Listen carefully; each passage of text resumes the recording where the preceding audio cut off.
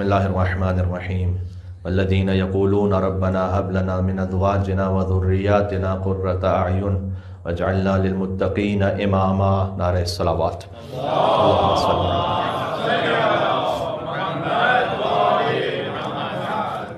آغا حسنین کریمین حضور مکرم کے دو نواسے امام حسن اور امام حسین علیہ السلام. حسنین کریمین کے نواسے اور پوتے کی مجلس عزا ہے. وہ امام ہیں کہ جنہیں باقر حضور مکرم نے لقب عطا فرمایا. جابر ابن عبداللہ انصاری سے کہا کہ تم میرے فرزند محمد باقر سے ملاقات کرو گے اور میرا سلام میرے فرزند تک پہنچانا. اگر ہو سکا تو میں آگے اس کے کسی وجہ سے اہل سنت حوالے بھی تفصیل سے عرض کر دوں گا. اس لیے کہ جب حضور مکرم کسی کو سلام پہنچائیں تو وہ علیہ السلام نہ ہوں گے تو پھر کون علیہ السلام ہوگا. آپ بھی سنت مصطفیٰ صلی اللہ علیہ وآلہ وسلم پر عمل کرتے ہوئے یہ کہہ دیں میرے ساتھ: السلام علیک یا ابا جعفر یا محمد ابن علی الباقر علیہ الصلاۃ والسلام. جب آپ نے امام باقر کو سلام پہنچایا اس کا مطلب ہے آپ نے سنت نبوی پر عمل کیا ہے. ایک مل کے صلوات بھیجیے گا محمد والے محمد پر. اللہم صل علی محمد.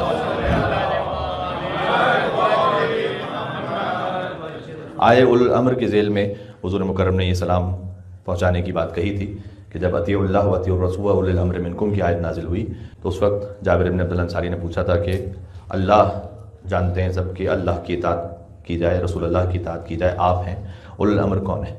تو فرمایا کہ علی ہیں، حسن اور امام حسین وہیں گود میں تھے رسول اللہ کے، پھر حسین ہیں، اور پھر فرمایا کہ حسین ہی کی اولاد میں محمد باقر ہے، ان تک میرا سلام پہنچانا. قرآن کریم کی وہ آیت جو میں نے آپ کے سامنے سرنامہ کلام میں پڑھی ہے ایک اہم موضوع کی جانب اس میں اشارہ ہے، اور میں ترجمہ کرتے ہوئے بس میں متصل ہو جاؤں گا امام محمد باقر علیہ السلام کے موضوع سے کہ سورہ فرقان میں اللہ عز و جل نے یہ فرمایا ہے کہ والذین یقولون ربنا هب لنا من ازواجنا وذریاتنا قرۃ اعین، کہ مومنین دعا کرتے ہیں کہ پروردگار تو قرار دے ہماری ازواج میں اور ذریتوں میں.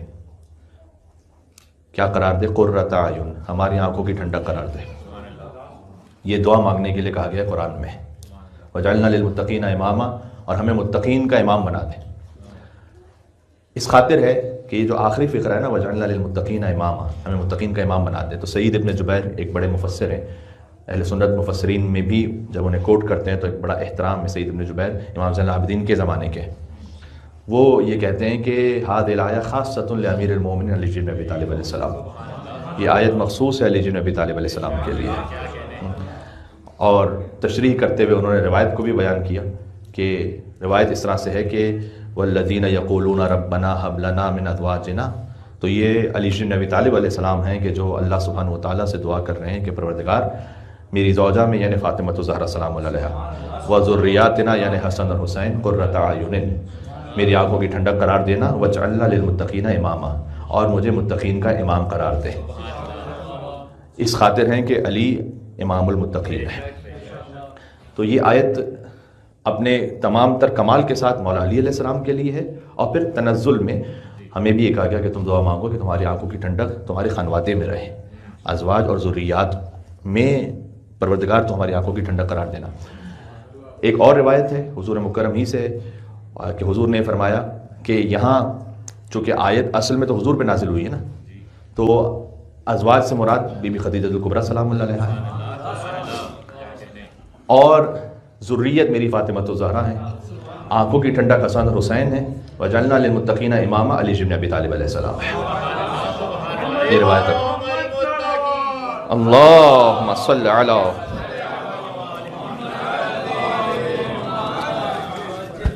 یہ سورہ فرقان کی آیت ہے، دعائے قنوت میں بھی اسے پڑھا جاتا ہے. امیر المومنین اکثر یہ دعا کیا کرتے تھے. خود مولا علی علیہ السلام سے روایت ہے نا، جو میں نے پہلی روایت آپ کو سنائی کہ ازواج سے مراد یہاں چونکہ ازواج پرول اس لیے ہے کہ یہاں حضور مکرم کے لیے بھی روایت ہے، مولا علی علیہ السلام کے لیے بھی روایت ہے.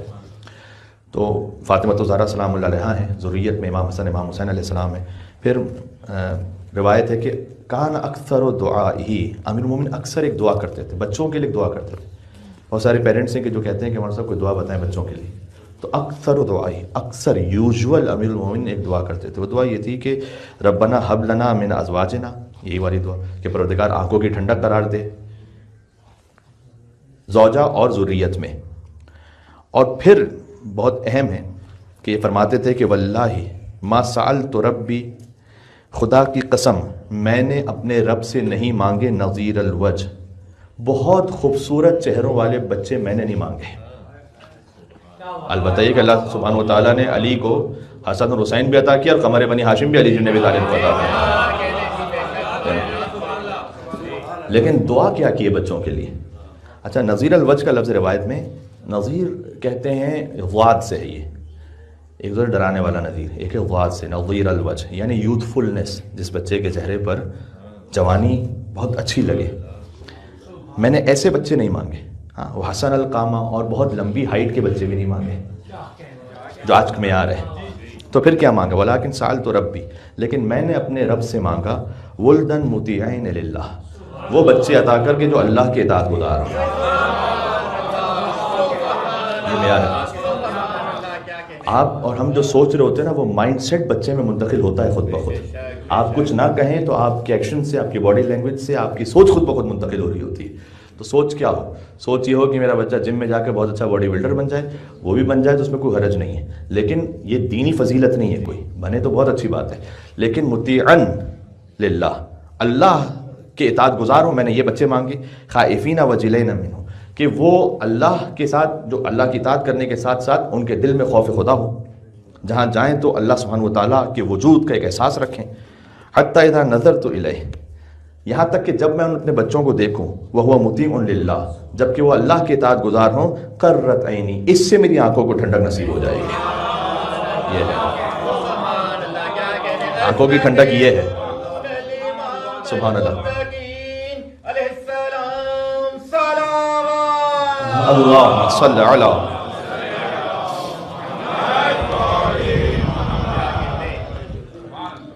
لہٰذا حضور مکرم نے جبرائیل سے یہ کہا تھا، جو روایت میں نے آپ کو سنائی تھی، وہ جبرائیل سے حضور مکرم نے کہا تھا، جو آیت نازل ہوئی تھی کہ یہاں ازواج سے مراد خدیجہ ہیں، ذریات سے مراد فاطمہ زہرا ہیں، آنکھوں کی ٹھنڈک سے مراد حسن اور حسین ہیں، اور متقین کے امام سے مراد علی بن ابی طالب علیہ السلام ہیں. تو مولا علی علیہ السلام نے کون سے بچے مانگے؟ وہ بچے مانگے کہ جب وہ اللہ کی راہ میں اطاعت کرنے والے ہوں تب آنکھوں کو ٹھنڈک نصیب ہو.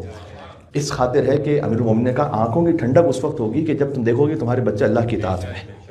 اس خاطر ہے کہ جب علی اکبر چلیں تو امام حسین علیہ السلام کے دل پر کیا گزری، کہ وہ بیٹا ہے کہ جو سیرت و صورت میں رسول اللہ جیسا ہے. تو حسین کی آنکھوں کی ٹھنڈک، حسین کا وجود، میوہ قلب، وہ جا رہا ہے مقتل کی جانب. لہذا حسین نے کہا کہ اس کیفیت کو، اس تکلیف کا کوئی اندازہ لگا ہی نہیں سکتا، اس لیے کہ حسین جیسا باپ ہے اور علی اکبر جیسا بیٹا ہے.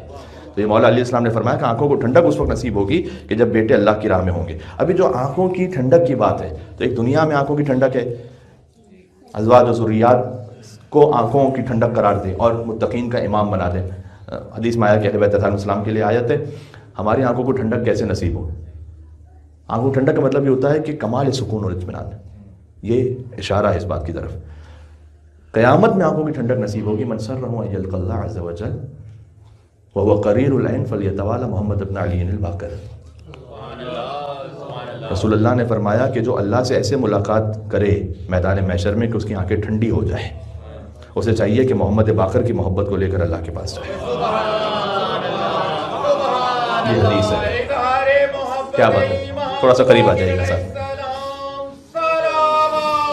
اللہم صلی علی محمد و علی محمد.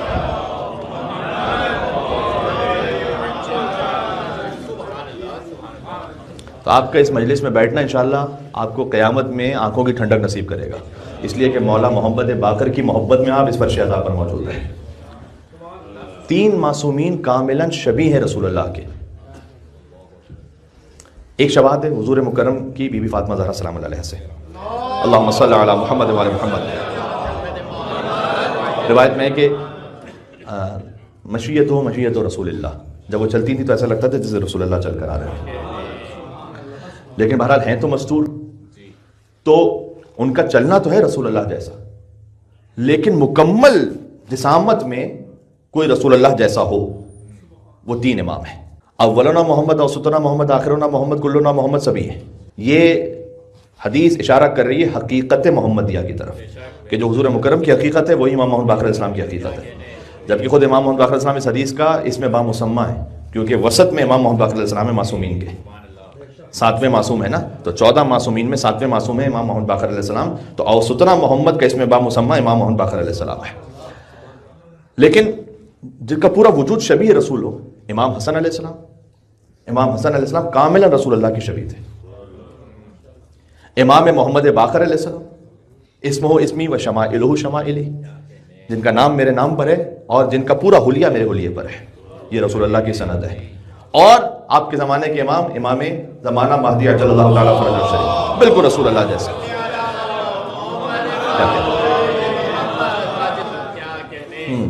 یہ 3 ائمہ وہ ہیں جو بالکل رسول اللہ جیسے ہیں، اور امام محمد باقر علیہ السلام شبیہ ہیں۔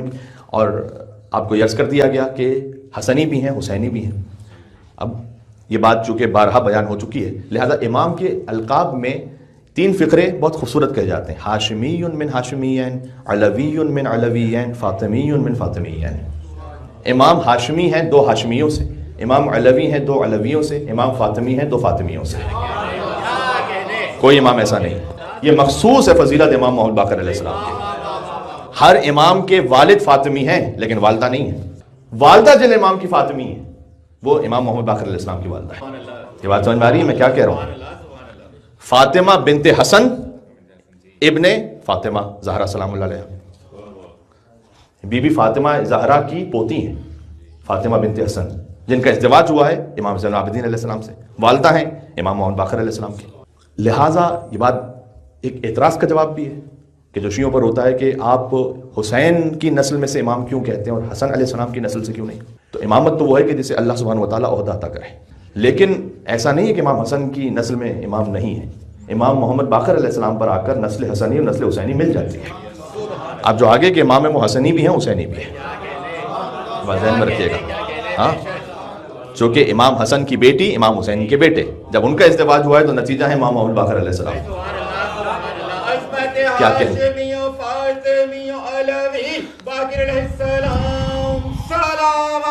اللہم صلی علی محمد وعلی محمد۔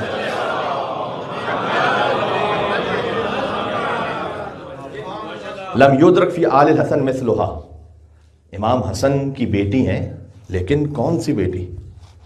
یہ امام کی سند ہے کہ آل حسن میں ان سے زیادہ محترم اور پاکیزہ بیوی کوئی ہے ہی نہیں۔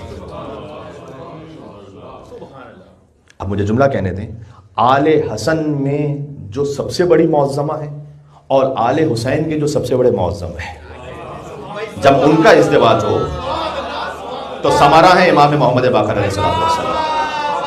یہ ہے باقر و علو۔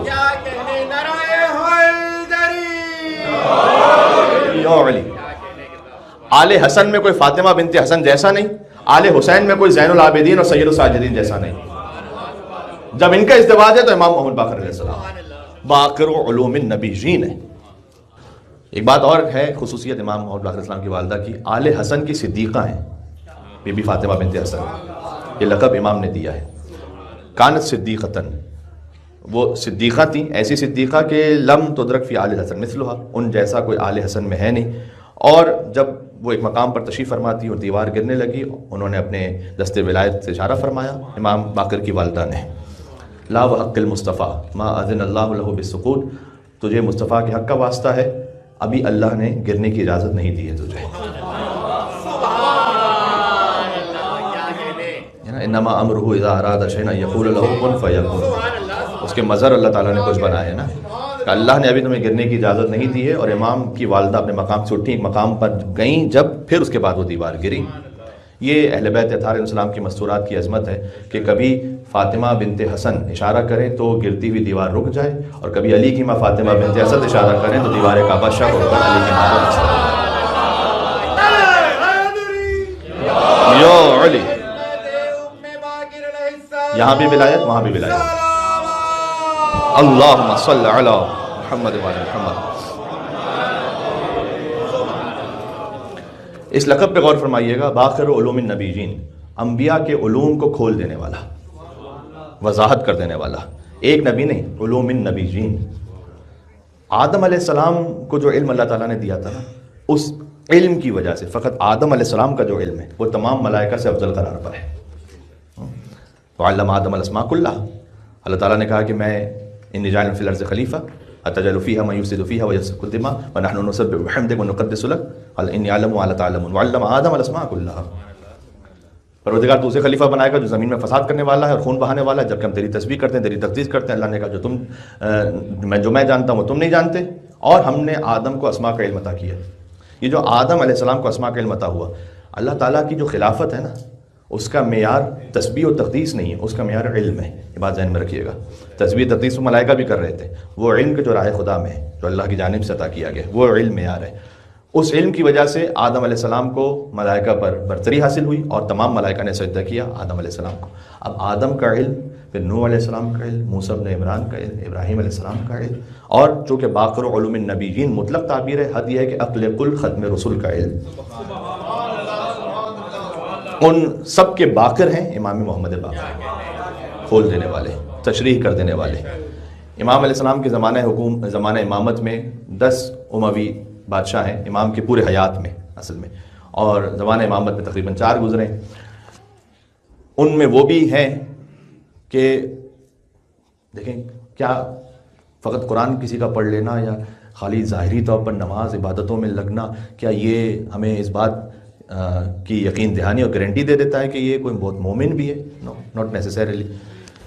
कुरान अपने सीने पर लगा कर घूमने वाले, और जहाँ पता चला कि अब मैं खलीफा बन गया हूँ तो नऊज़ बिल्लाह मिन ज़ालिक मुझे माफ़ फरमाइएगा, उसी कुरान को शराब के हौज़ में फेंक देने वाले।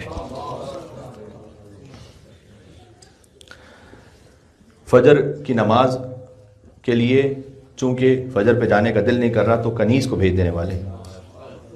ये सारे वो हैं कि जो इमाम अबू बकर इस्लाम के ज़माने में आ रहे हैं। उमर इब्न अब्दुल अज़ीज़ का भी एक ज़माना गुजरा है जो 3 साल का ऐसा ज़माना था कि जो किसी हद तक कदर राहत वाला था। उसमें इमाम अलैहिस्सलाम की तबलीग और कसरत के साथ अहादीस का बयान है। और फिर एक मौका ऐसा आया कि बनी उमैया का डाउनफॉल है, बनी अब्बास आ रहे हैं, तो उस वक्त निस्बतन मौका है कि इमाम मोहम्मद बाक़िर अलैहिस्सलाम अपने इल्म का इजहार फरमाएँ और स्टूडेंट्स वहाँ इमाम के पास जमा हो। इमाम जाफ़र सादिक़ अलैहिस्सलाम ने जो यूनिवर्सिटी कायम की उसकी बुनियाद इमाम मोहम्मद बाक़िर अलैहिस्सलाम ने रखी है, और इमाम मोहम्मद बाक़िर अलैहिस्सलाम का वो काम ना हो और वो बेस ना हो और वो शागिर्द ना हो तो बाद में जाकर इमाम जाफ़र सादिक़ अलैहिस्सलाम के पास इतने शागिर्द मुहैया नहीं हो सकते थे। इमाम जाफ़र सादिक़ अलैहिस्सलाम और इमाम मोहम्मद बाक़िर अलैहिस्सलाम इन दोनों के जो शागिर्द हैं, तो आज चूँकि 5वें इमाम की मजलिस में बात हो रही है, मिसाल के तौर पर जाबिर जोफ़ी, जाबिर इब्न अब्दुल्लाह अंसारी हैं जो हदीस किस्सा के रावी जिन्होंने रसूल अल्लाह का सलाम इमाम मोहम्मद बाक़िर को पहुँचाया। एक हैं जाबिर जोफ़ी। जाबिर जोफ़ी कहते हैं कि मुझे मौला मोहम्मद बाक़िर और मौला जाफ़र सादिक़ अलैहिस्सलाम ने 70,000 हदीसें बताईं। 70,000, कहीं पर है 90,000।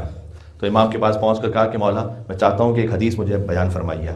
इमाम ने कहा कि हज़ारों हदीसें तुम हमारी जानते हो। कहा मौला आपके ख़जाने में कमी नहीं है, कुछ और अता फरमाइए। इस तरह से हदीस के तलबगार रहते थे अइम्मा अलैहिमुस्सलाम के पास। ज़ुरारा इब्न आयुन कहते हैं कि नमाज के 70,000 आदाब मैंने सीखे इमाम मोहम्मद बाक़िर अलैहिस्सलाम से। क्या कहने। सफ़वान जमाल कहते हैं कि मैंने ज़ियारत आशूरा सीखी इमाम मोहम्मद बाक़िर अलैहिस्सलाम से। तो ये हल यस्तवी लज़ीना यअलमून वल्लज़ीना ला यअलमून, क्या इल्म रखने वाले और इल्म न रखने वाले बराबर हैं? ये कभी बराबर नहीं है। तो जब इल्म रखने वाला उसकी एक फ़जीलत है इल्म न रखने वाले पर, तो फिर बाक़िरुल उलूम की क्या फ़जीलत है? ये बात आप मुलाहिज़ा फरमाइएगा। इमाम अलैहिस्सलाम ने फरमाया कि हमारे पास मज़बूर का इल्म भी है, यानी जो गुज़र चुका है, अज़ल से गुज़र चुका है, में सब आ गया, और आइंदा का इल्म भी है, आइंदा में ताअबद आ गया, अज़ल से अबद तक का इल्म है, सब कुछ है। यानी कहीं पर आपको वैसे जाइएगा तो किसी के पास कुछ थोड़ा इल्म मिलेगा, किसी के पास कुछ थोड़ा इल्म मिलेगा, किसी को कुछ थोड़ा इल्म मिलेगा। तो थोड़ा थोड़ा इल्म चाहिए तो अलग अलग दरों पे जाइए, सारा इल्म चाहिए तो दर हैदर पर आ जाइए।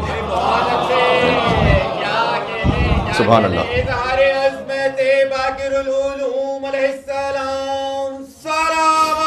अल्लाहुम्मा सल्लि अला मुहम्मद व आले मुहम्मद। एक हवाले से थोड़ा सा जन्नतुल बकी पे भी बात करना चाहूँगा। इमाम अलैहिस्सलाम जन्नतुल बकी में मदफून है, और शेख सदूक ने इलल शराय में एक रिवायत को लिखा है, तवज्जो फरमाइएगा, कि इमाम सादिक़ अलैहिस्सलाम ने बयान फरमाया कि इज़ा हज्ज अहदुकुम, हज का सीज़न है इस वक्त, जब तुम में से कोई भी हज करे, फलयख्तिम लिज़ियारतिना, वो हमारी ज़ियारत पर उसे इख्तिताम करे, लिअन्न ज़ियारतना मिन कमालिल हज, इसलिए कि हमारी ज़ियारत करना ही हज का कमाल है। ये ना फल यख्तिम, बस उसे चाहिए कि ख़त्म करे हमारी ज़ियारत पर।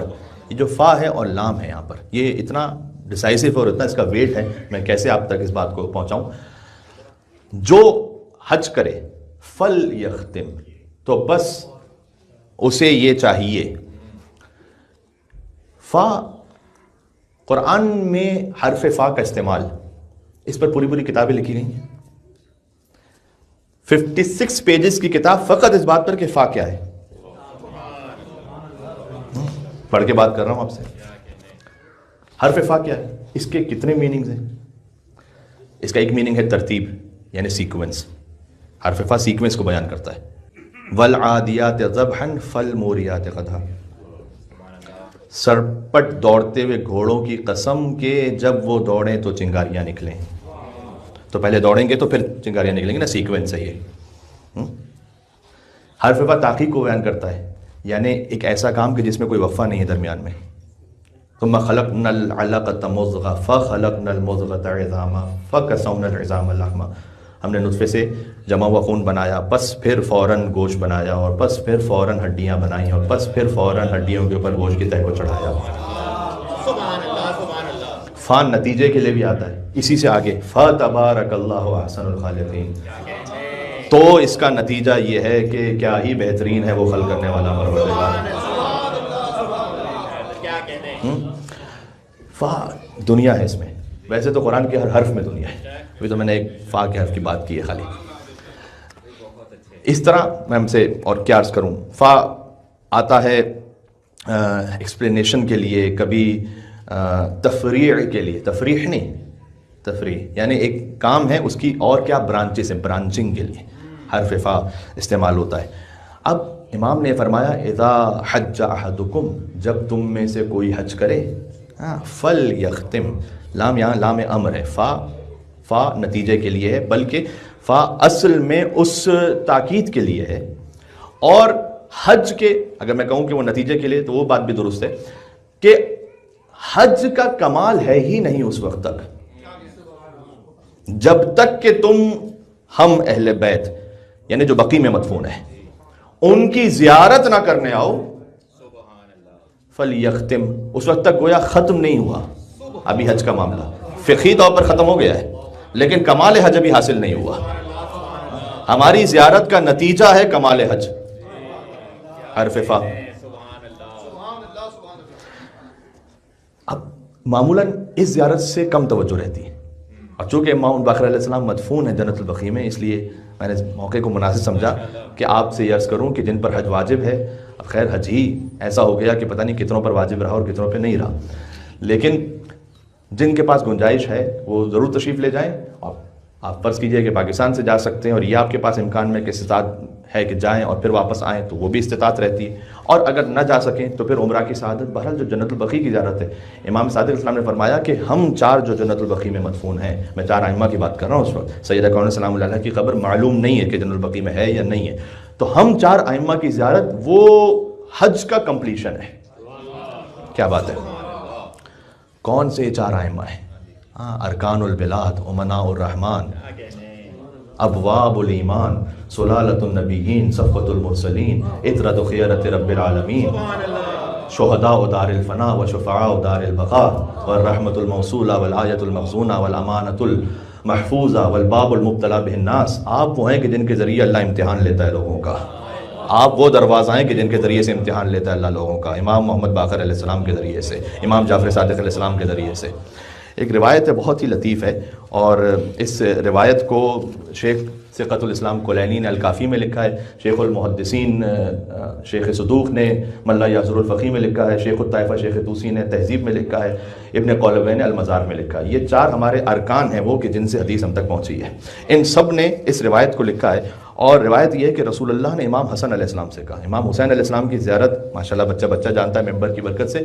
امام حسن علیہ السلام سے جو جنت البقیع میں مدفون ہے، فرمایا حضور مکرم نے کہ جو اے حسن تمہاری زیارت پر آئے، کان حقا علیہ، اس کا کیا ترجمہ کروں میں، کان حقا علیہ، اس کا حق ہو جاتا ہے مجھ پر، یعنی وہ طلبگار بن جاتا ہے مجھ سے. ترجمہ ہے کان حقا علیہ، وہ طلبگار ہوتا ہے مجھ سے، اور میں آؤں گا قیامت میں اس کی زیارت کو چونکہ وہ مجھ سے طلبگار ہے.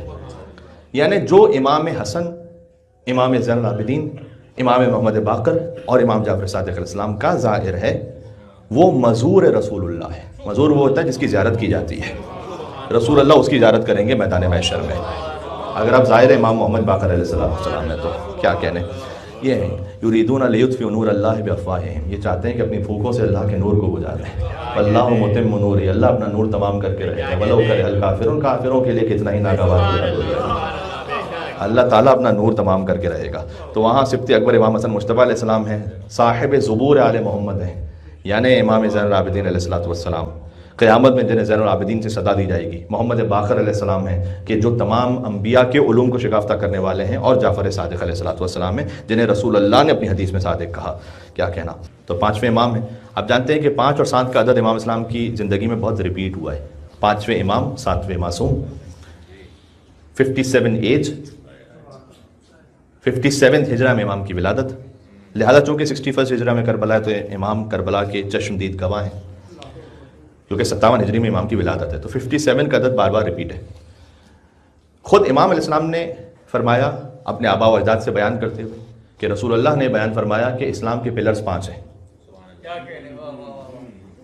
نماز خیمہ دین کا ستون ہے، آپ جانتے ہیں، لیکن پورے دین کے 5 پلرز ہیں ایکچولی، الصلاۃ والصوم والحج والزکوٰۃ والولایہ، نماز، روزہ، حج، زکوٰۃ اور ولایت۔ پھر امام نے فرمایا کہ کسی بھی امر کی طرف اتنا شدت سے اللہ نے نہیں بلایا جتنا ولایت کی طرف بلایا ہے، یہ ہے تو سب ہے۔ پھر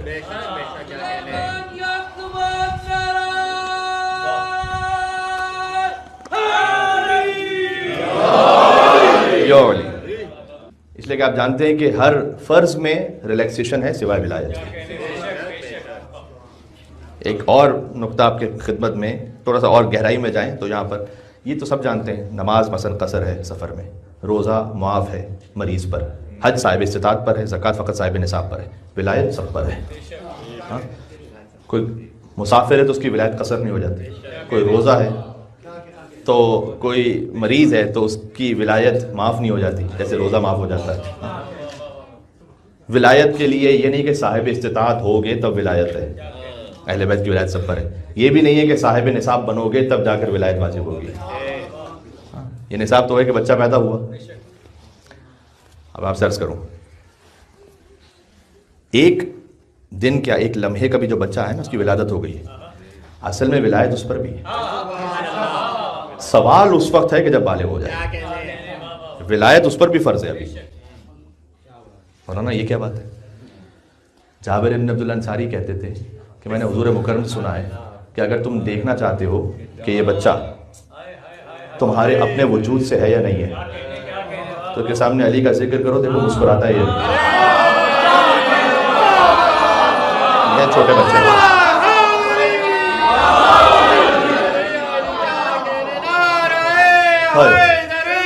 یا علی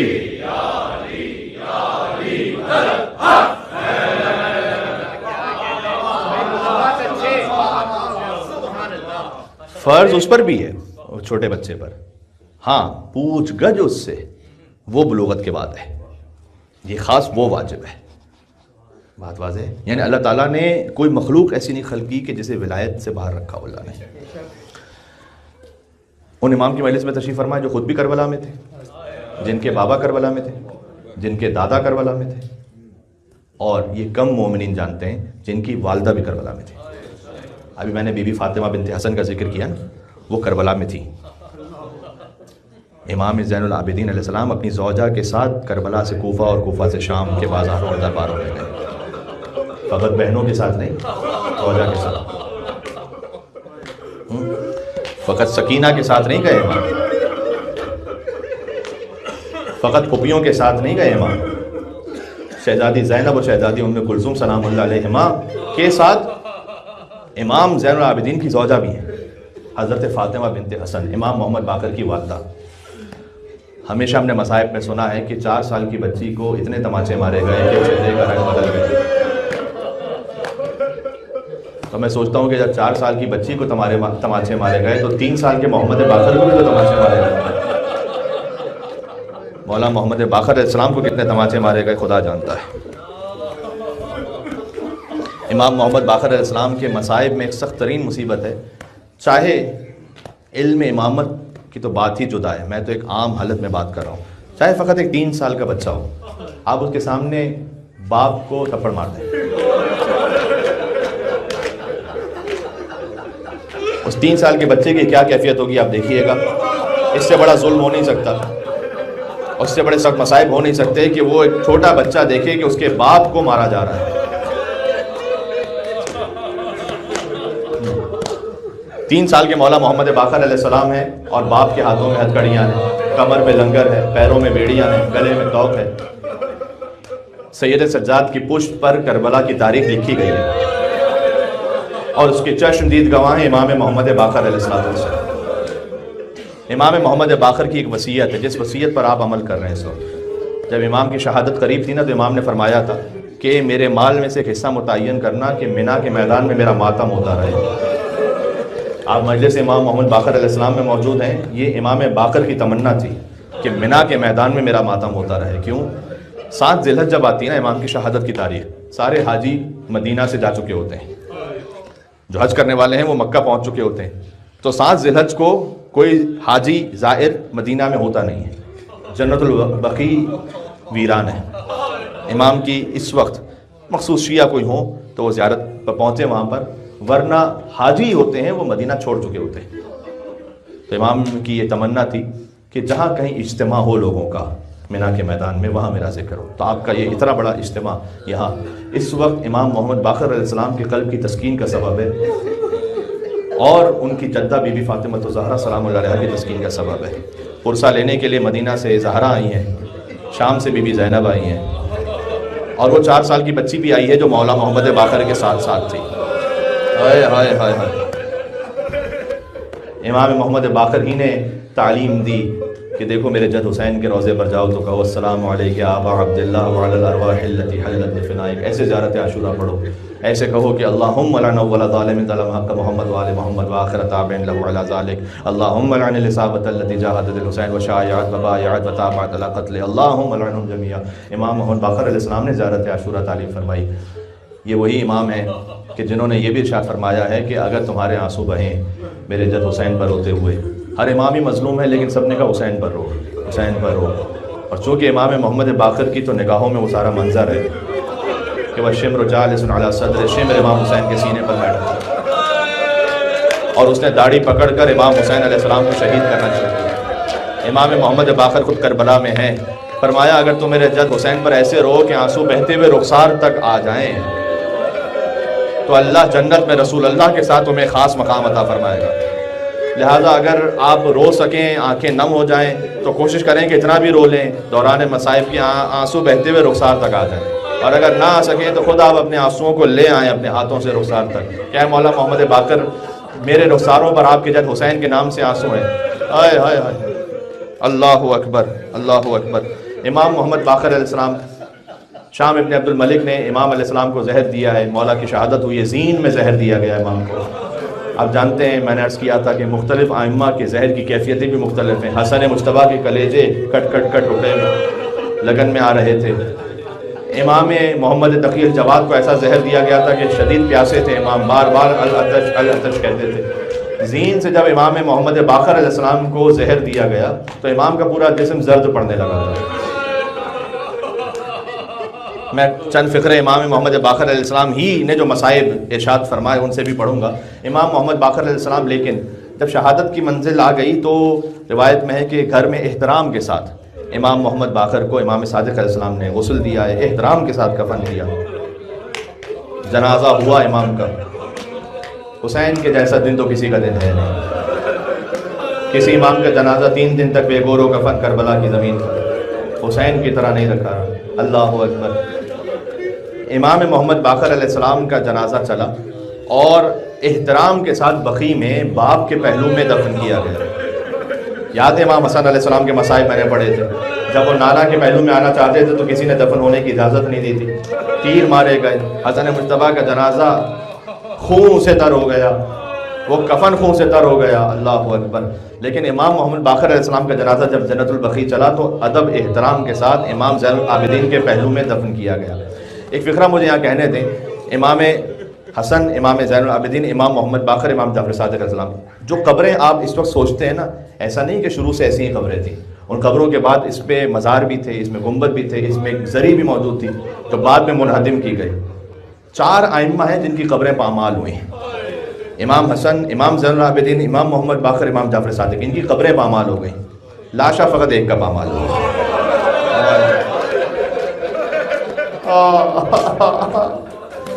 اس پامالی کی کیفیت بھی یہ تھی کہ ہر قبیلے والا آیا اور اپنے اپنے شہیدوں کے لاشیں اٹھا کر لے گئے۔ آخر میں ایک بہن دیکھ رہی تھی کہ کوئی سید کا لاشا بھی لے جائے گا، کوئی مظلوم کا لاشا بھی لے جائے گا، لیکن دائیں طرف کے گھوڑے بائیں طرف، بائیں طرف کے گھوڑے دائیں طرف، کم از کم 10 گھوڑ سوار لکھے ہیں، 10 گھوڑے ایک حسین کے بدن پر بار بار دوڑتے تھے۔ انہوں نے لوہے سے نال بندی کی تھی۔ اب عبداللہ حسین علیہ السلام کا جسم کچل گیا، ٹکڑے ٹکڑے ہو گیا، اس لیے جب بیٹی پہنچی نا باپ کے لاشے پر تو سینے پر سونے کی جگہ نہیں تھی، روایت میں کہ قدموں میں سر رکھا سکینہ نے، شام غریبہ قدموں پر سوئی۔ ایک روایت اور بڑی دل خراش ہے، شاید میں ممبر سے پہلی مرتبہ اس فقرے کو پڑھ رہا ہوں، خود امام محمد باقر علیہ السلام ہی کا فرمان ہے کہ میرے جد حسین کا لاشا، ابھی امام حسین علیہ السلام وقت آخر انتہائی شدید زخمی حالت میں، اور سر تا پا جب کوئی جگہ نہیں بچی کہ مزید زخم لگایا جا سکے، یا حسین کہہ کے رونا یہاں پر اپنے دل کو اگر کربلا پہنچا سکو، عرفہ کا موقع بھی ہے، دعا کرنا ہے کہ عرفہ کوئی کربلا میں نصیب ہو سکے۔ امام باقر فرماتے ہیں کہ جب زخم کا کوئی موقع نہیں بچا جس میں امام حسین علیہ السلام پر، تو نیزہ جہاں مارا گیا تھا اسی کے اوپر اور نیزہ مارا جاتا، تلوار جہاں ماری گئی تھی اسی کے اوپر اور تلوار ماری جاتی۔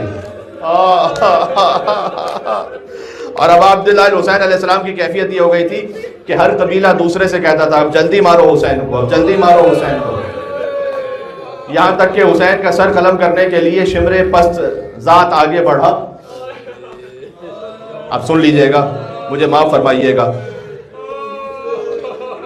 میں کہتے ہوئے جرت نہیں ہو پاتی، امام حسین زمین پر ہوں اور شمر امام حسین کے سینے پر دونوں اطراف میں پیر رکھ کر بیٹھ جائے۔ اب عبداللہ حسین علیہ السلام نے دیکھا، اس ملعون کو دیکھا، فرمایا کہ میں نے تیرے چہرے میں اپنے قاتل کی نشانی دیکھی ہے، میرے جد رسول اللہ نے مجھے بتلایا تھا کہ میرا قاتل کون ہے، میں نے تجھ میں وہ نشانی دیکھی ہے۔ اور اس نے کہا حسین تم نے میرے چہرے پہ وہ نشانی دیکھی ہے، اب میں تمہیں پلٹ دوں گا۔ امام حسین علیہ السلام کو پلٹ دیا اس نے۔ اگر سخت ترین کیفیت میں بھی کسی کو ذبح کیا جائے تو گلے سے ذبح کیا جاتا ہے، حسین پشت گردن سے ذبح ہونا شروع۔ کربلا میں صدا گونجی الا قد قتل الحسین بکربلا، الا قد ذبح الحسین بکربلا، جس کے دل میں جتنا دم ہے یا حسین کہتے ہوئے روتا جائے۔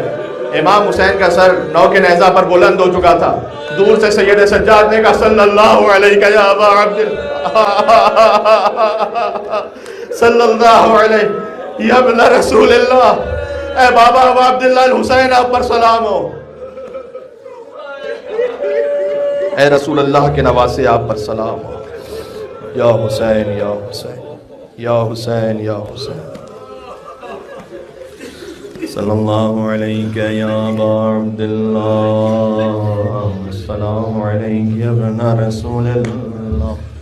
اور سلام پڑھ دیں جو خود امام باقر علیہ السلام نے تعلیم فرمایا ہے، السلام علی حسین وعلی علی بن الحسین وعلی اولاد الحسین وعلی اصحاب الحسین